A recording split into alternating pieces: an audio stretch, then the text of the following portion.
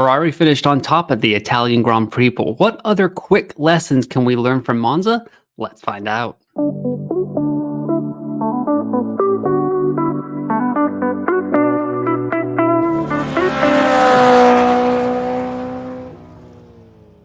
What is up, everyone? Welcome to another episode of F1 Fantasy Pole Position. It is Wednesday, August 4th. My name is Ewan, and on today's episode, we're going to get into some Italian Grand Prix race review lessons, what we learned, what happened, all that stuff. We got a little bit of a break here before the Azerbaijan Grand Prix in Baku. So, couple episodes this week, couple episodes next week. You know the drill. There will always be 4 episodes between each race week. So we're just going to get right into it here with the Italian Grand Prix highlights. Norris, once again, kind of bottled the pole position. I have no idea what papaya rules are. It seems like it just means go for it. I don't even know. Yeah, Oscar Piastri with a pretty fantastic pass on Lando at the second chicane there on the first lap. But kind of like compromised Lando's race totally. Ferrari going with the bold one stop.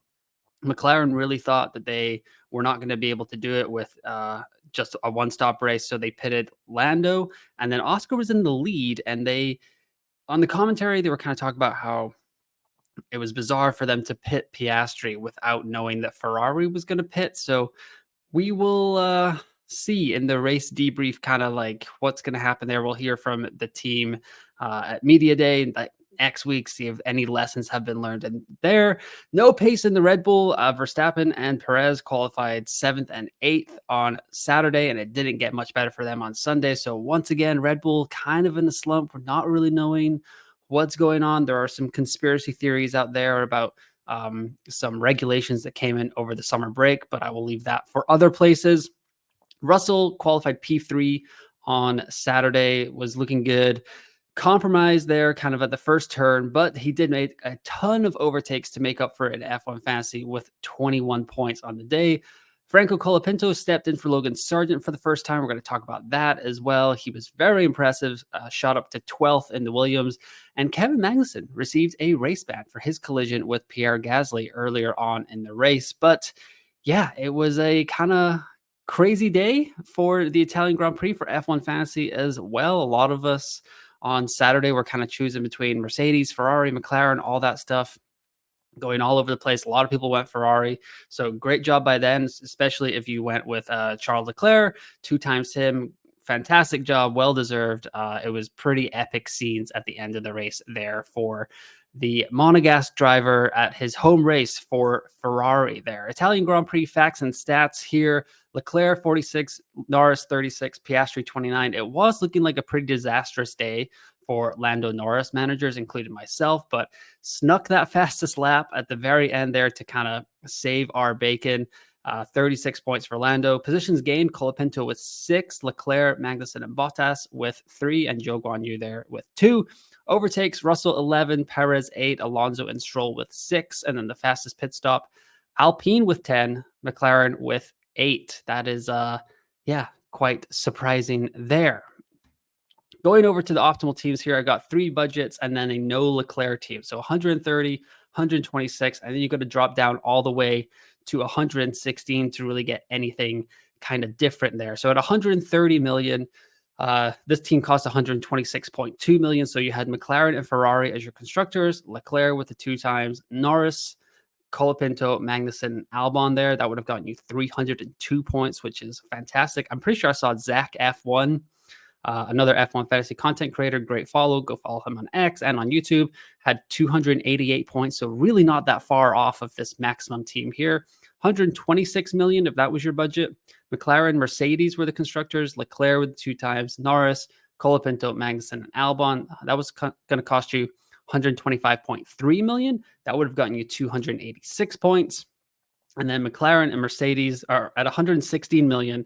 You would have gone with the same 2 constructors, McLaren and Mercedes, with Leclerc, Piastri instead of Norris, then Colapinto, Albon, and Logan Sargeant. 115.2 million. That would have cost you 270 points for the race. And then if you did not go with Charles Leclerc, like I did not, McLaren, Mercedes, Norris with the 2 times, Russell, Colapinto, Bottas and Zhou Guanyu. 115.6 million would have gotten you 246 points. Monsieur Leclerc, because both the races he won this year have started with MON. So second win this year, seventh of his career. Most F1 fantasy points for Charles Leclerc since Austria 2022. And because F1 Fantasy Tools is such a fantastic website, I believe that they went back into the 2022 season and applied these rules to all the data that happened then. And that's where we kind of get that data, because in 2022, it was operated by a different company. He's now the sixth Ferrari driver with multiple wins at Monza. Michael Schumacher leads that category with 5, but 46 points on the day for Leclerc, qualified fourth, finished first, positions gained 3, overtakes 1, and just, yeah, the one stop was there for the taking. That's what Pirelli was suggesting on Sunday morning when they came out with their race report, and Ferrari were able to make it work. Carlos Sainz kind of fell away there at the end to prevent like a 1-2. McLaren were able to catch him there. But yeah, Lando and Oscar McLaren just had a funky Sunday yet again. It went really well for them in Zandvoort, but not so well in Monza. So great job by Charles Leclerc on Sunday. My team review here, 243 points. I did not have Charles Leclerc. Only climbed up 360 places in the world. So pretty much a gray arrow there. Budget gain loss, 1.1 million. My transfers were Piastri to Norris and Bottas to Colapinto. So that actually gave me 12 extra points. Is that worth using 2 transfers and not having 3 for Baku? I'm not so sure, but yeah, if I had had Piastri and then Norris got that fastest lap on the final one, it would have been a little bit of a gut punch. So I guess it worked out okay there. But Lando George was looking real good there on Saturday, but just was not meant to be on Sunday. The whole thing about Logan Sargeant, I'm actually just about to get into it here. The show must log on. He is now an inactive F1 fantasy asset. The game has decided, as of right now, Wednesday, September 4th, there has going to be no forced driver swap if you have Logan Sargeant in your team. You will not gain or lose points or budget if you have him in your team. He's locked in at 4.8 million, and you cannot bring him in if not already in your squad. So if you're thinking like, okay, I've got Logan Sargeant in my team, just going to transfer him out, I'll bring him back in for Baku, you cannot do that anymore. You have to have had him in your team when Colapinto was added. And yeah, he's inactive. So like I said, not going to gain or lose any points. But yeah, I was kind of pretty surprised. If you watched any of my content last week, I was pretty sure that they were going to force people to kind of get him out. Or if you want to make any other transfers for the rest of your team, that you would have to remove an inactive asset, kind of like they do in Fantasy Premier League with certain like team maxes and stuff like that. And yeah, that did not happen. I was very surprised. Great. It's a great advantage if you have Logan Sargeant in your squad.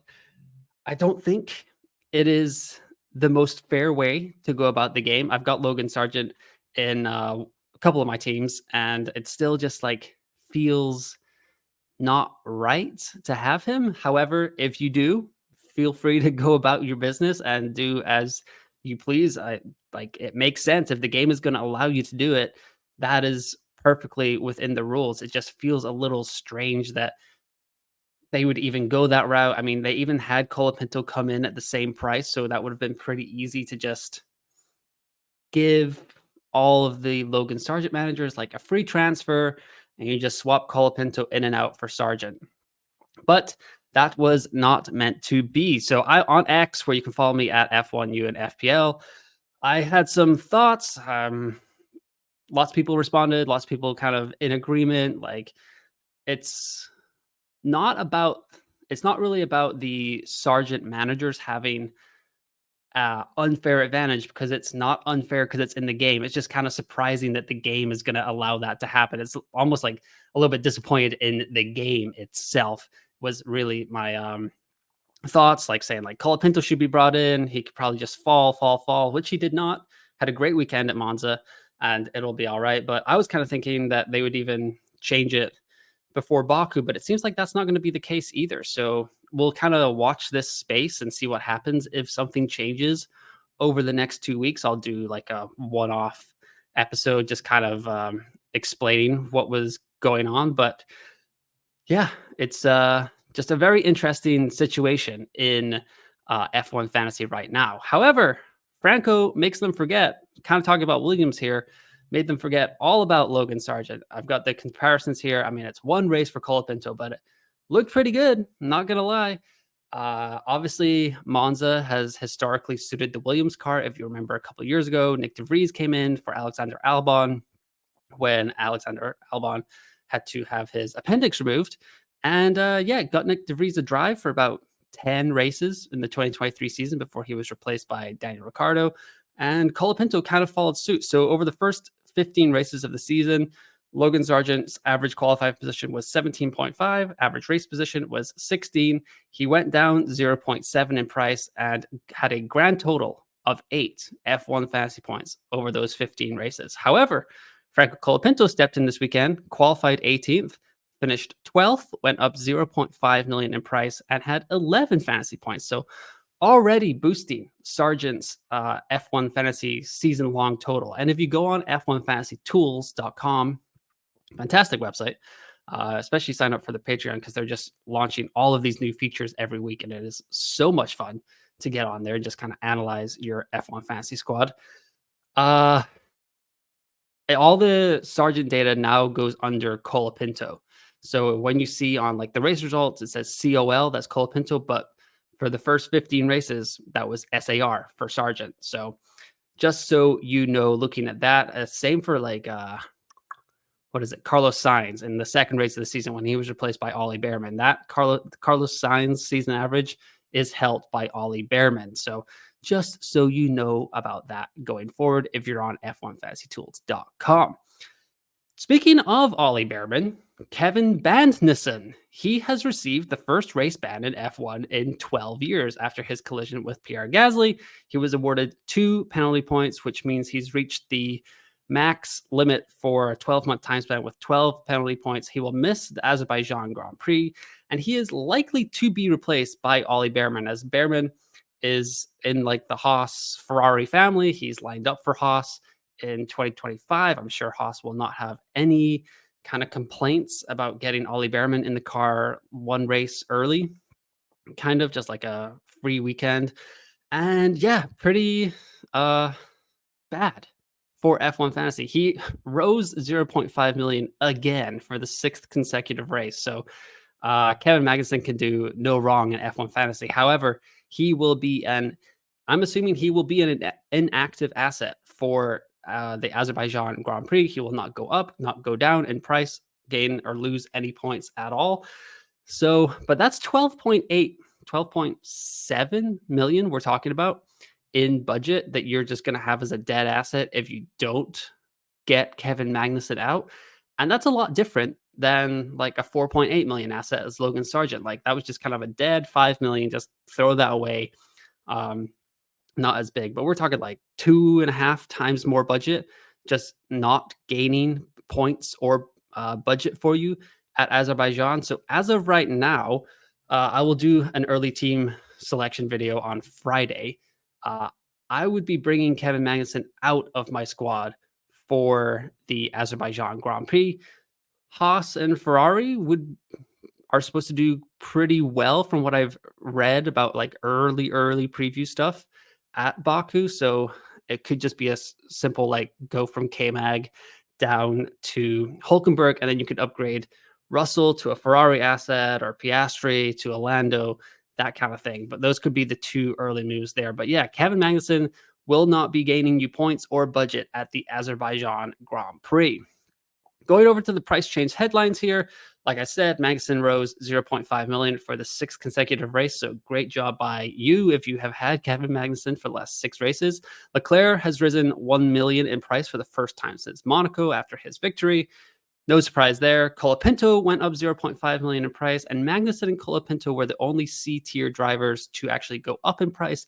Every other C-tier driver that was a C-tier driver before the weekend fell in price, and we've added a C-tier driver as Lance Stroll has returned to the back of the pack. 14.7 million. He has gone down 0.6 million in the last 2 race weekends. So now he is a C tier asset for one more race at least, which could be an option for Kevin Magnussen managers. If you have Magnussen in your squad, you have a couple of million to spare, you could just go up to Lance Stroll and maybe get like a cheap 0.5 million price bump up there. Could be something where you have to bring him in and then bring him back out and transfer Magnussen back in, kind of hokey cokey him around between Baku and Singapore. But if you're desperate for budget coming down the stretch here, final 8 races of the season, could be something to look at, but I will cover that in the early team selection video as well. Going over to the F1 Fantasy Pole Position League updates, still feel free to join. The code is at the bottom here on the ticker somewhere. Leapers 1 still leading the pack here, 3,912. Then Master of Science at 3,862.